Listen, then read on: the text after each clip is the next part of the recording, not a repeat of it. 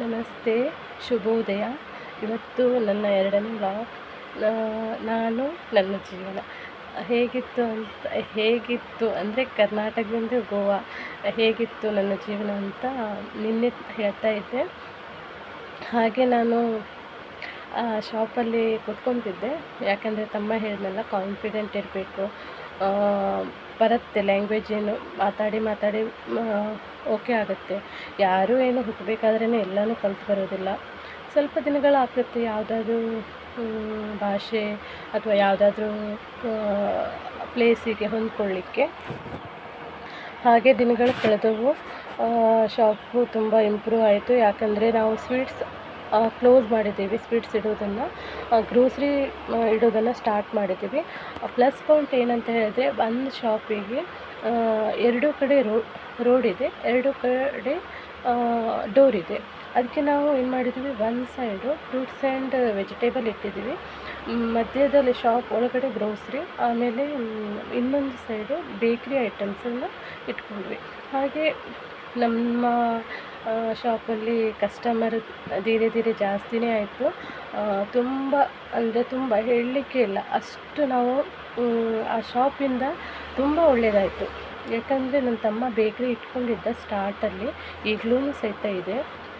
ಅಂದರೆ ಗೋವಾದಲ್ಲಿ ಪಾವ್ ಫೇಮಸ್ ಅಲ್ಲ, ಪಾವ್ ಅದು ಮಾಡೋದು ಓಕೆ ಇತ್ತು, ಹಾಗೇನಿಲ್ಲ. ಆದರೆ ಈ ಶಾಪ್ ಇಟ್ಟ ಮೇಲೆ ತುಂಬಾ ಇಂಪ್ರೂವ್ ಆಯಿತು. ಆ ಶಾಪಿಗೆ ನನ್ನ ಮಗಳ ಹೆಸರು ಸಾನಿಕಾ ಜನರಲ್ ಸ್ಟೋರ್ ಅಂತ ಇಟ್ಟಿದ್ದೀವಿ. ಈಗಲೂ ಹಾಗೇ ಇದೆ, ಹಾಗೆ ಕಂಟಿನ್ಯೂ ಆಯಿತು. ಇವಾಗ ಅಂದರೆ ದಿನಗಳು ಬೇಗ ಉರುಳ್ತವೆ. ನನ್ನ ಮಗಳು ಸ್ವಲ್ಪ ದೊಡ್ಡವಳಾದಳು. ಅಲ್ಲಿ ಮೊದಲು ಹೋಗುವಂಥ ಸ್ಕೂಲು 5th 4th ತನಕನೇ ಇತ್ತು, ICSE ಸಿಲೆಬಸ್. ಅಲ್ಲಿ 4th ತನಕ ಉಳಿದ್ಮೇಲೆ ನಾನು ಆಕೆನ ಪಣಜಿ ಅಂದರೆ ಸಿಟಿ ಏರಿಯಾಕ್ಕೆ ಗರ್ಲ್ಸ್ ಸ್ಕೂಲಿಗೆ ನಾನು ಆಕೆಗೆ ಅಡ್ಮಿಷನ್ ಮಾಡಿದೆ. ಹೋಗಲಿಕ್ಕೆ ಬರಲಿಕ್ಕೆ ಆಕೆಗೆ ಬಸ್ಸಿನ ವ್ಯವಸ್ಥೆನೇ ಇಟ್ಟಿದ್ದೀವಿ. ಅದು ಬಸ್ಸಿಗೆ ಅವಳು ಓದುವಾಗ ಖರ್ಚಾಗಿರೋದಂದರೆ ಬಸ್ಸಿಗೆ ಆಯಿತು ಎಲ್ಲ ಮಂತ್ಲಿ 1600 ಇತ್ತು, ಇವಾಗ 2600 ಆಗಿದೆ. ಆದರೆ ಈಗ ನನ್ನ ಮಗಳಿಗೆ ಕಾಲೇಜ್ ಹೋಗಲಿಕ್ಕೆ ಗೌರ್ಮೆಂಟ್ ಬಸ್ ಅಂದರೆ ಕದಂಬ ಅಂತೀವಿ ಇಲ್ಲಿ, ಆದರೆ 1 ಇಯರಿಗೆ 4800 ಸಮಥಿಂಗ್ ಕಟ್ಟಬೇಕು. ಅಂದರೆ ಕಂಟಿನ್ಯೂ, ಅಂದರೆ ಜನವರಿಯಿಂದ ಆಲ್ಮೋಸ್ಟ್ ಮೇ ಇಲ್ಲ ಏಪ್ರಿಲ್ ತನಕ ಇರುತ್ತೆ ಬಸ್ ಇಷ್ಟು. ಆಮೇಲೆ ಶಾಪ್ ಹೀಗೆ ಮುಂದುವರಿತು, ಚೆನ್ನಾಗಿ ನಡೀತಾ ಇತ್ತು. ನನಗೂ ಸ್ವಲ್ಪ ಲ್ಯಾಂಗ್ವೇಜ್ ಪ್ರಾಕ್ಟೀಸ್ ಆಯಿತು, ನಾನು ಒಂಥರ ಕಾನ್ಫಿಡೆಂಟ್ ಆದೆ, ನಾನು ಮಾತಾಡಬಲ್ಲೆ ಅನ್ನೋದು. ಆದ್ರೂ ಕೆಲವೊಂದು ಜನ ಇರ್ತಾರಲ್ಲ ಇನ್ಸಲ್ಟ್ ಮಾಡೋರು, ಅಂಥವ್ರ ನಡುವೆ ಏನು ಮಾಡಲಿಕ್ಕಾಗೋದಿಲ್ಲ. ಅದಕ್ಕೆಲ್ಲ ನಾವು ತಲೆನೇ ಕೆಡಿಸ್ಕೋಬಾರ್ದು. ಇವಾಗಲೂ ಇದ್ದಾರೆ, ಅದೇನೋ ಹೇಳ್ತಾರಲ್ಲ, ದೇವರು ಇದ್ದ ಮೇಲೆ ದೆವ್ವನೂ ಇರುತ್ತೆ. ಹಾಗೆ ಒಳ್ಳೆ ಜನ ಇದ್ದಲ್ಲಿ ಕೆಟ್ಟ ಜನ ಸಹಿತ ಇದ್ದೇ ಇರ್ತಾರೆ.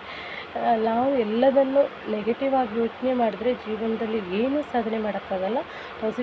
ಪಾಸಿಟಿವ್ ಆಗಿ ಯೋಚನೆ ಮಾಡಬೇಕು. ಯಾರು ಏನು ಅಂತಾರೆ, ಇಲ್ಲ ನನ್ನ ಹತ್ರ ಆಗೋದಿಲ್ಲ, ಇದೆಲ್ಲ ಮೈನಸ್ ಪಾಯಿಂಟು. ಏನು ಮಾಡಲಿಕ್ಕಾಗೋದಿಲ್ಲ ಅಂದರೆ ನಮ್ಮ ಜೀವನದಲ್ಲಿ ಏನು ಮಾಡಲಿಕ್ಕಾಗೋದಿಲ್ಲ. ಹಾಗೆ ಇವತ್ತಿಗೂ ಇದ್ದಾರೆ ಎಜುಕೇಟೆಡ್ ಪರ್ಸನ್ ಒಬ್ಬರು, ನಾರಿಯಲ್ ಸಹಿತ ಕೊಡ್ತಿದ್ರು. ನಾವು ಎಳ್ನೀರು ಅಂತೀವಲ್ಲ, ಅದು ನನಗೆ ಕಟ್ ಮಾಡ್ಲಿಕ್ಕೆ ಆಗ್ತಿರಲಿಲ್ಲ. ತಮ್ಮ ಇರುವಾಗ ಅವ್ನು ಕಟ್ ಮಾಡಿಕೊಡ್ತಿದ್ದ. ಪಾಪ ಅವನು ಊಟಕ್ಕೆ ಅಥವಾ ಸ್ವಲ್ಪ ನಿದ್ದೆ ಮಾಡಲಿಕ್ಕೆ ಹೋದವಾಗ ನನಗೆ ಕಟ್ ಮಾಡಿಕೊಡೋ ಪರಿಸ್ಥಿತಿ, ಕಟ್ ಮಾಡಿಕೊಡ್ಲೇಬೇಕಿತ್ತು ಅದು. ಆವಾಗ ನಾನು ಒಂದು ಮರದ ದಿಂಬೆ ಮೇಲೆ ಇಟ್ಕೊಂಡು ಅಥವಾ ನನ್ನ ಕೈಯಲ್ಲಾದರೆ ಕೈಯಲ್ಲೇ ಇಟ್ಕೊಂಡು ಕಟ್ ಮಾಡ್ತಿದ್ದೆ. ಅವನು ನನಗೊಂದು ಮಾತು ಹೇಳಿದೆ, ಇವತ್ತಿಗೂ ನನಗದು ಮೈಂಡಲ್ಲಿ ಪ್ರಿಂಟ್ ಆಗಿಬಿಟ್ಟಿದೆ. ಏನು ಈಕೆಗೆ ಒಂದು ನಾರಿಯಲ್ ಕಟ್ ಮಾಡಲಿಕ್ಕೆ ಬರೋದಿಲ್ಲ, ಲ್ಯಾಂಗ್ವೇಜು ಸರಿಯಾಗೋದಿಲ್ಲ, ಈಕೆ ಏನು ಅಂಗಡಿ ನಡೆಸೋಳು ಅಂತ ಕಂಪ್ನಿಯಲ್ಲಿ ಹೇಳ್ದ. ಅವ್ನು ಹೇಳಿರೋ ಭಾಷೆ ನನಗೆ ಅರ್ಥ ಆಯಿತು. ಓಕೆ, ಅವನು ಅವತ್ತು ಹೇಳಿದ್ದ ಅದು ಓಕೆ ಅಂತ ಆಯ್ತು. ಅಂದರೆ ಮನಸ್ಸಲ್ಲಿ ಇಟ್ಕೊಳ್ಳಿಲ್ಲ ನಾನು, ಆದರೆ ಅದು ಅದು ಮೆದುಳಲ್ಲಿ ಹಾಗೆ ಪ್ರಿಂಟ್ ಇದೆ. ಓಕೆ, ಇವತ್ತಿಗೂ ಇದ್ದಾನೆ ಅವನು. ಇವತ್ತು ನಾನು ಬಂದರೆ ಅಂಗಡಿಯಲ್ಲಿ ಅವನ ಹತ್ರ ನಾನು ಕೊಂಕಣಿನೇ ಮಾತಾಡ್ತಾಯಿದ್ದೆ. ಅವನಲ್ಲ ಅವರು, ಯಾಕಂದರೆ ನನಗಿಂತ ಏಜಲ್ಲಿ ತುಂಬ ದೊಡ್ಡವರು. ಓಕೆ, ಇಷ್ಟೆಲ್ಲ ಆಯಿತು. ಇಷ್ಟೆಲ್ಲ ಆಗಿ ಮತ್ತು 5-6 ಇಯರ್ಸ್ ಆಯಿತು. ನಾನು ಇಲ್ಲೇ ಗೋವಾದಲ್ಲೇ ಇದ್ಬಿಟ್ಟೆ. ನನ್ನ ಮಗಳು ಸ್ಕೂಲಿಗೆ ಇಲ್ಲೇ ಹೋಗ್ತಾ ಇದ್ಲು, ಹೈಸ್ಕೂಲಿಗೆ 5th 6th ಆಯಿತು, 10th ತನಕ ಇತ್ತು. ನಾನು ಆಕಿನ 4th ತನಕ ಒಂದು ಸ್ಕೂಲು, 5th 10th ತನಕ ಒಂದು ಸ್ಕೂಲು. ಆಕೆ ನನಗೆ ಆಕಿದೇನು ಟೆನ್ಷನ್ ಇರಲಿಲ್ಲ, ಯಾಕೆಂದರೆ ಬಸ್ಸಿಗೆ ಹೋಗ್ತಿದ್ಲು ಬರ್ತಿದ್ಲು. ನಾನು ಬೆಳಿಗ್ಗೆ ಎಲ್ಲ ಟಿಫನ್ ಮಾಡಿಕೊಂಡು ಊಟ ಸಹಿತ ಅಂಗಡಿಗೆ ತೊಗೊಂಡು ಬರ್ತಿದ್ದೆ. ಮಧ್ಯಾಹ್ನನೂ ಊಟ ಅಲ್ಲೇ ಮಾಡೋದು. ರಾತ್ರಿ 8 ಗಂಟೆ 7:30 ಹಾಗೆಲ್ಲ ಹೋಗ್ತಿದ್ದೆ. ಅದೇನು ಟೈಮಿಂಗ್ ಇಲ್ಲ. ನಾನು ನನ್ನ ತಮ್ಮ ಹೇಗೋ ಅಡ್ಜಸ್ಟ್ ಮಾಡಿಕೊಂಡು ನಡೆಸ್ತಾ ಇದ್ದೀವಿ ಶಾಪ್. ಇಷ್ಟೆಲ್ಲ ಆಯಿತು. ಇದೆಲ್ಲ ಹೇಳಲಿಕ್ಕೆ ಕಾರಣ ಏನಂತ ಹೇಳಿದ್ರೆ ಫ್ರೆಂಡ್ಸ್, ಕೆಲವೊಂದು ಸಲ ಏನಾಗುತ್ತೆ, ಏನಾದರೂ ಒಂದು ಚಿಕ್ಕದು ಪ್ರಾಬ್ಲಮ್ ಬರಲಿ, ಏನೋ ಒಂದು ಬರಲಿ, ಹುಡುಗಿರು ಅಂದರೆ ನಾವುಗಳು ಅಯ್ಯೋ ದೇವ್ರಿ ಈ ರೀತಿ ಆಗೋಯ್ತಲ್ಲ, ನಮ್ಮ ಹತ್ರ ಏನೂ ಆಗೋದಿಲ್ಲ, ನಾವು ಯಾಕೆ ಮಾಡಬೇಕು, ಇದೆಲ್ಲ ಕಷ್ಟದ ಕೆಲಸ, ನಮ್ಮ ಹತ್ರ ಆಗೋದಿಲ್ಲ ಅಂತ ಅಂದರೆ ಕೇವಲ ಅವರಿಗೊಂದು ಕಾನ್ಫಿಡೆನ್ಸ್ ಇರೋದಿಲ್ಲ. ನಾವು ಮಾಡ್ತೀವಿ, ನಾವು ಹೀಗೆ ಮಾಡಬೇಕು ಅನ್ನೋ ಕಾನ್ಫಿಡೆನ್ಸ್ ಇರೋದಿಲ್ಲ. ಮನೇಲಿ ಏನು ಸಣ್ಣ ಪ್ರಾಬ್ಲಮ್ ಆಯಿತು, ದುಡ್ಡಿನೇನು ಸಮಸ್ಯೆ ಆಯಿತು, ಮಕ್ಕಳಿಗೆ ಏನೋ ಸಮಸ್ಯೆ ಆಯಿತು, ಇದೆಲ್ಲ ಇಟ್ಟುಕೊಂಡು ಒಂದು ಮೈಂಡ್ ಅಪ್ಸೆಟ್ ಮಾಡ್ಕೊತಾರೆ, ಇಲ್ಲ ಸುಸೈಡ್ ಮಾಡ್ಕೊತಾರೆ, ಇಲ್ಲ ಪಾಗಲ್ ಅಂದರೆ ಹುಚ್ಚರಾಗ್ತಾರೆ. ಇದೆಲ್ಲ ನೋಡಿದವಾಗ ದೇವರು ನಮಗೆ ಒಂದು ಒಳ್ಳೆಯ ಜನ್ಮ ಕೊಟ್ಟಿದ್ದಾನೆ. ಆ ಜನ್ಮನ ನಾವು ಒಳ್ಳೆ ರೀತಿಯಿಂದ ಈ ಭೂಮಿ ಮೇಲೆ ಜೀವನ ಮಾಡಬೇಕು. ಏನು ಲಕ್ಷ ದುಡ್ಡಿರಬೇಕು, ಅರಮನೆ ಇರಬೇಕು ಅದೇನಿಲ್ಲ. ಜೀವನ ಮಾಡಲಿಕ್ಕೆ ನಮ್ಗೆ ಎಷ್ಟು ಬೇಕಷ್ಟು, 2 ಹೊತ್ತು ಊಟ ಇಲ್ಲಾಂದರೆ ಒಂದೇ ಹೊತ್ತು ಊಟ, ಓಕೆ, ಅಷ್ಟಿದ್ರೆ ನಾವು ಜೀವನ ಮಾಡ್ಬೋದು. ಮೇನ್ ಬೇಕಾಗಿರೋದು ನಮಗೆ ನಮ್ಮಲ್ಲಾಗತ್ತೆ ಅನ್ನೋ ಒಂದು ಭರವಸೆ ಮತ್ತು ದೇವರ ಮೇಲೆ ಭರವಸೆ. ಇಷ್ಟೇ ನಾನು ನನ್ನ ಜೀವನದಲ್ಲಿ ಇಷ್ಟೇ ತಿಳ್ಕೊಂಡಿರೋದು ಫ್ರೆಂಡ್ಸ್. ಹಾಗೆ ಇಷ್ಟೆಲ್ಲ ಆಯಿತು. ನಮಗೆ ಇಲ್ಲಿ ಸ್ವಂತ ಅನ್ನೋದು ಏನೂ ಇಲ್ಲ. ಓಕೆ, ಗೋವಾದಲ್ಲಿ ನಮ್ಮ ಸ್ವಂತ ಅನ್ನೋದು ಏನೂ ಇಲ್ಲ ನಮಗೆ. ತುಂಬ ಅಂದರೆ ನಾವು ಶಾಪ್ ಇಟ್ಟು 5 years ಆದಮೇಲೆ ತಮ್ಮನಿಗೆ ಮದುವೆ ಮಾಡಬೇಕಲ್ಲ, ಅವನು ಮದುವೆ ಏಜಿಗೆ ಬಂದ. ತಮ್ಮನಿಗೆ ಮದುವೆ ಮಾಡಬೇಕು, ಅಮ್ಮ ಹೇಳ್ತಾಯಿದ್ರು ತಮ್ಮನಿಗೆ ಮದುವೆ ಮಾಡಬೇಕು ಅಂತ. ಆಮೇಲೆ ಹುಡುಗಿ ನೋಡಿದ್ರು, ಅವನಿಗೆ ಒಂದು ಹುಡುಗಿನೂ ಸೆಟ್ ಆಗಿಲ್ಲ, ಇನ್ನೊಂದು ಹುಡುಗಿ ಅಂತೂ ಸೆಟ್ ಆಯಿತು. ಓಕೆ, ಮದುವೆ ವರ್ಷವೇ, ಅವನು ಮದುವೆ ಆಗೋ ವರ್ಷವೇ, ಅವನು ಅದು ಮದುವೆ ಆಗೋ ವರ್ಷ ಅಲ್ಲ, ಅದರ ಮೊದಲ ವರ್ಷ ಒಂದು ಸ್ವಲ್ಪ ಜಾಗ ತೊಗೊಂಡ ಗೋವಾದಲ್ಲಿ. ಓಕೆ, ಎಷ್ಟು ಗೊತ್ತಿಲ್ಲ ಪರ್ಫೆಕ್ಟ್, 11 lakh ಸ್ಮಾಲ್ ಪ್ರಾಪರ್ಟಿ ತೊಗೊಂಡ.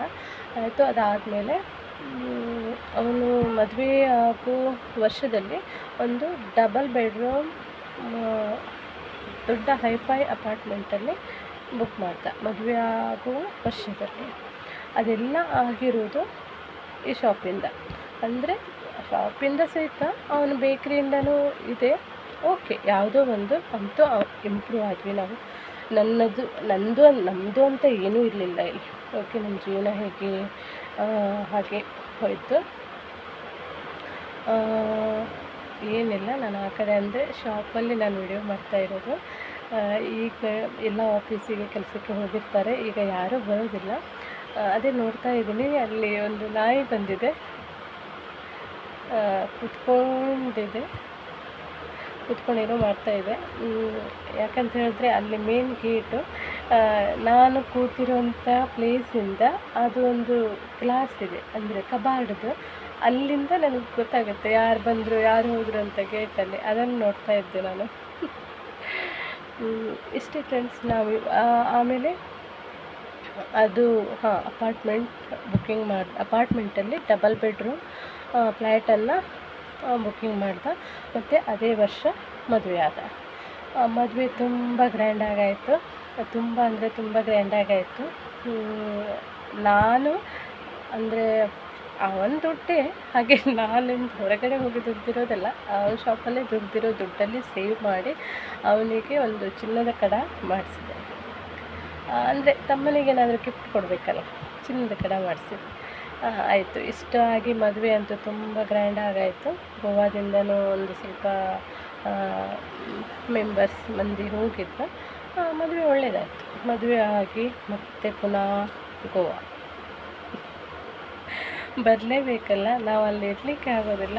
ಇಲ್ಲಿ ಮಗಳನ್ನು ಅಡ್ಮಿಷನ್ ಆಗಿದೆ ಸ್ಕೂಲಲ್ಲಿ, ಓದ್ತಾ ಇದ್ದಾಳೆ.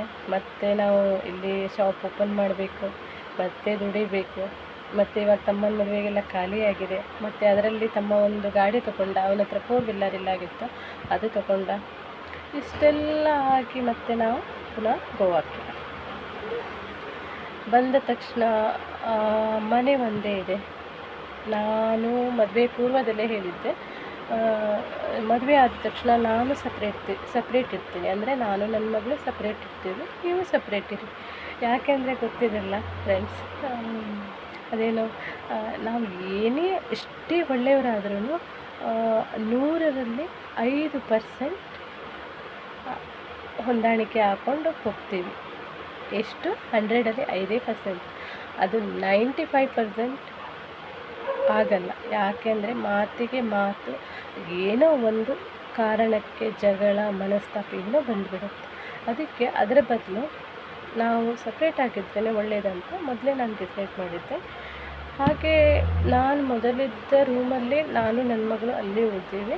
ನನ್ನ ತಮ್ಮ ಸಪ್ರೇಟ್, ಅಂದರೆ ಅವನು ಬುಕ್ಕಿಂಗ್ ಮಾಡಿರೋ ಅಪಾರ್ಟ್ಮೆಂಟು ಇನ್ನೂ ಮುಗಿದಿರಲಿಲ್ಲ, ಸ್ಟಾರ್ಟೇ ಇತ್ತು ಅದು ಕಟ್ಟೋದು. ಅವನು ಅದಕ್ಕೆ ಬಾಡಿಗೆ ಮನೆಗೆ ಶಿಫ್ಟ್ ಆದ. ಇಷ್ಟು ಫ್ರೆಂಡ್ಸ್, ಬಾಡಿಗೆ ಮನೆಗೆ ಶಿಫ್ಟ್ ಆದ ತಕ್ಷಣ ನಾನು ನನ್ನ ಮಗಳು ಮೊದಲ ಇದ್ದ ಮನೇಲಿ ಇದ್ವಿ. ಇವತ್ತಿಗೆ ಇಷ್ಟೇ ಸಾಕು ಅಂತ ಅನಿಸುತ್ತೆ. ಯಾಕಂತ ಹೇಳಿದ್ರೆ ಇಷ್ಟು ಕಾನ್ಫಿಡೆನ್ಸ್, ಅಂದರೆ ನಾನು ಮಾಡ್ತೀನಿ ಇನ್ನೂ ಇದೆ ಫ್ರೆಂಡ್ಸ್. ಇನ್ನೂ ಮುಂದೆ ತುಂಬ ಸ್ಟೋರಿಗಳಿದ್ದಾವೆ ನಂದು. ಇಲ್ಲಿ ತನಕ ಆಯಿತು ಒಂದು ಲೆವೆಲ್ಲು. ಹಾಗೆ ಚೆನ್ನಾಗಿದ್ದೀವಿ, ನಾನು ನನ್ನ ತಮ್ಮ ಎಲ್ಲರೂ ಚೆನ್ನಾಗಿದ್ದೀವಿ, ಏನೂ ಪ್ರಾಬ್ಲಮ್ ಇಲ್ಲ. ಆದರೆ ಕೆಲವೊಂದು ಸಲ ಅನಿಸುತ್ತೆ, ನಾನೇನೋ ಮಿಸ್ಟೇಕ್ ಮಾಡಿಬಿಟ್ನಾ, ನಾನೇನೋ ತಪ್ಪು ಮಾಡಿಬಿಟ್ನಾ ಅಂತ. ಏನು ಹೇಳಕ್ಕೆ ಹೊರಟೆ ಅಂದರೆ ಫ್ರೆಂಡ್ಸ್, ಅವತ್ತು ನಾನು ಒಂದು ನಿರ್ಣಯ ತಗೊಂಡಿದ್ದೆ, ಅಂದರೆ ಬೇರೆ ಬೇರೆ ಉಳಿಯೋದು. ಅದೇ ಒಂದು ಸ್ವಲ್ಪ ನಿರ್ಣಯನ, ಅಂದರೆ ಏನು ಅಂತಾರೆ, ಬೇರೆ ಬೇರೆ ಉಳಿಯೋ ರೀತಿನ ಅದೇ ರೀತಿ ಶಾಪ್ ಸಹಿತ ಬೇರೆ ಬೇರೆ ಅಂದ್ಬಿಟ್ರೆ ಇವತ್ತು ನಾನು ಒಂದು ಸ್ಟ್ಯಾಂಡಲ್ಲಿ ಇರ್ತಿದ್ದೆ. ಓಕೆ, ಏನೂ ಮಾಡಲಿಕ್ಕಾಗೋದಿಲ್ಲ. ಯಾಕಂತ ಹೇಳಿದ್ರೆ ದೇವರು ಅದು ಹೇಳ್ತಾರಲ್ಲ, ಯಾವ ಕಾಲಕ್ಕೆ ಏನಾಗಬೇಕೋ ಅದೇ ಆಗುತ್ತೆ. ನಾವು ಅಂದ್ಕೊಂಡಾಗೆ ಏನೂ ಆಗಲ್ಲ. ಎಷ್ಟು ಅಂದರೆ ಒಂದು 10 ಇಯರ್ಸ್ 10 ವರ್ಷ ನಾನು ನನ್ನ ತಮ್ಮ ನನ್ನ ಶಾಪ್ ಹಾಗಿರಬೇಕು ಹೀಗಿರಬೇಕು ಅಂತ ಯೋಚನೆ ಮಾಡಿದೆ. ಆಮೇಲೆ ನನಗೆ ಅನ್ನೋದಕ್ಕಿಂತ ಜನರಿಗೆ ಯಾಕೋ ನಾನು ನನ್ನ ತಮ್ಮ ಸರಿಯಾಗಿರೋದು ಅಂದರೆ ಚೆನ್ನಾಗಿರೋದು ಇಷ್ಟ ಆಗಿಲ್ಲ ಅನಿಸುತ್ತೆ. ಅದು ಜನರಿಗೆ ಇಷ್ಟ ಆಗಿಲ್ವೋ ಅಥವಾ ದೇವರಿಗೆ ಇಷ್ಟ ಆಗಿಲ್ವೋ ಅಥವಾ ನನ್ನ ಒಳ್ಳೆಯದಕ್ಕೋ ಅಥವಾ ನನ್ನ ತಮ್ಮನ ಒಳ್ಳೆಯದಕ್ಕೋ ಗೊತ್ತಿಲ್ಲ. ಆಗಿರೋದೆಲ್ಲ ಒಳ್ಳೆಯದಕ್ಕೆ ಅಂತ ನಾನು ಅಂದ್ಕೊಂಡಿದ್ದೀನಿ ಅಷ್ಟೇ. ಆಯಿತು, ಇವತ್ತಿಗೆ ಎಷ್ಟೇ ಸಾಕು ಫ್ರೆಂಡ್ಸ್. ಇನ್ನಿರೋದನ್ನು ನಾನು ನಾಳೆ ಕಂಟಿನ್ಯೂ ಮಾಡ್ತೀನಿ. ಯಾಕೆಂದರೆ ಶಾಪಲ್ಲಿ ಮಧ್ಯದಲ್ಲಿ ಕಸ್ಟಮರು ಮತ್ತು ಆರ್ಡರಿಗೆ ಸೇಲ್ಸ್ಮೆನ್ಗಳು ಬರ್ತಾಯಿರ್ತಾರೆ, ಆಗೋದಿಲ್ಲ. ಮನೆಗೆ ಹೋಗ್ತೀನಿ, ಅಲ್ಲಿ ವಿಡಿಯೋ ಮಾಡುವ ಅಂದರೆ ರಾತ್ರಿ ತುಂಬ ಲೇಟಾಗಿರುತ್ತೆ, 10:30. ಊಟ ಮಾಡಿದ ತಕ್ಷಣ ಊಟ ಅಂದರೆ ನಾನು ರಾತ್ರಿ ಚಪಾತಿನೇ ತಿನ್ನೋದು. ಅದು ತಿಂದ ತಕ್ಷಣ ನನಗೆ ನಿದ್ದೆ ಹತ್ತಿಬಿಡುತ್ತೆ. ಏನು ವಿಡಿಯೋ ಮಾಡಲಿಕ್ಕೆಲ್ಲ ಮೂಡೇ ಇರೋದಿಲ್ಲ. ಬೆಳಿಗ್ಗೆ ಬೇಗ ಇಡೋದು, ಅಡುಗೆ ಮಾಡೋ ಸಹಿತ ನಾನು ಶೂಟ್ ಮಾಡಲ್ಲ. ಯಾಕಂತ ಹೇಳಿದ್ರೆ ನನಗೆ ಅಷ್ಟು ಟೈಮೇ ಇರೋದಿಲ್ಲ. ನಾನು ಫ್ರೀ ಇರೋಂಥ ಟೈಮ್ದಲ್ಲಿ ಶಾಪಲ್ಲೇ ಕೂತು ವಿಡಿಯೋ ಮಾಡ್ತೀನಿ. ಫ್ರೀ ಅಂದರೆ ಬೆಳಿಗ್ಗೆ ಸ್ವಲ್ಪ ಅಂದರೆ ಆಫೀಸಿಗೆಲ್ಲ ಹೋಗಿರ್ತಾರೆ, 10 o'clock 10:30 ಅಂದರೆ ಸ್ವಲ್ಪ ಕಡಿಮೆ ಇರ್ತಾರೆ. ಆದರೂ ಮಧ್ಯದಲ್ಲಿ ಬರ್ತಾ ಇರ್ತಾರೆ, ನಾನು ವಿಡಿಯೋ ಕಾಲ್ ಮಾಡಿ ಮತ್ತೆ ವಿಡಿಯೋ ಮಾಡ್ತೀನಿ. ಇಷ್ಟೇ ಫ್ರೆಂಡ್ಸ್. ಹೇಳೋಕ್ಕೆ ಹೊರಟಿರೋದು ಏನಂತ ಹೇಳಿದ್ರೆ, ನಮ್ಮ ಜೀವನದಲ್ಲಿ ಏನೇ ಕಷ್ಟ ಬಂದ್ರೂ ಅದರ ಎದುರಿಸ್ಬೇಕು. ದೇವರು ನಮಗೆ ಆ ಶಕ್ತಿನ ಕೊಟ್ಟಿದ್ದಾನೆ, ನಾವು ಅದನ್ನು ಉಪಯೋಗಿಸ್ಕೊಳ್ಬೇಕು. ಇಷ್ಟೇ ಹೇಳಿರೋದು. ಇನ್ನು ಉಳಿದ ನನ್ನ ಕಥೆಯನ್ನು ನಾನು ನಾಳೆ ವ್ಲಾಗಲ್ಲಿ ಮುಂದುವರಿಸ್ತೀನಿ. ನಮಸ್ತೆ.